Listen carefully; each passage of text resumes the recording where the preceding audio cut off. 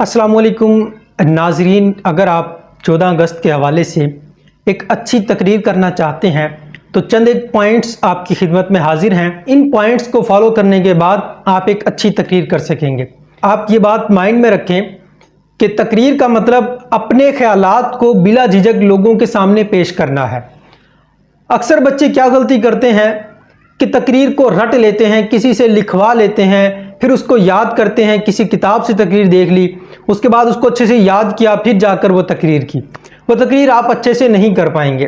कोई भी तकरीर करने से पहले आप खुद सोचें कि जिस टॉपिक पर आपने तकरीर करनी है उस पर आप तकरीर कैसे कर सकते हैं। हाँ, आप उससे रिलेटेड मुताला करें, आप उससे रिलेटेड कंटेंट सर्च करें, उसको पढ़ें। फिर आपके माइंड में जो ख्यालात आते हैं, जितने भी ख्यालात आएंगे, आपने उनको एक पेज पर लिख लेना है और मुसलसल आपने सोचते रहना है कि आप इस टॉपिक पर क्या क्या कुछ आप बोल सकते हैं। आपने उन तमाम को एक पेज पर लिखना है, फिर उसको तरतीब देना है, उनसे रिलेटेड आपने अशआर निकालने हैं, फिर आपने उनकी अच्छे से प्रैक्टिस करनी है। क्योंकि आपने वो तकरीर खुद लिखी है तो आप वो तकरीर अच्छे से कर पाएंगे। उस तकरीर में जो ख्यालात हैं वो आपके हैं, तो आपके दिल से वो आवाज़ निकलेगी।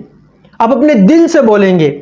जब आपका दिल भी आपकी ज़बान का साथ देगा तो आपकी तकरीर बहुत अच्छी होगी। तो जब भी आप कोई तकरीर करना चाहें तो सबसे पहले आप क्या करेंगे, उस तकरीर को खुद लिखेंगे, उससे रिलेटेड मुताला भी कर लें, अशआर निकाल लें, फिर उनको आप तरतीब दें, फिर आप उसकी तैयारी करें।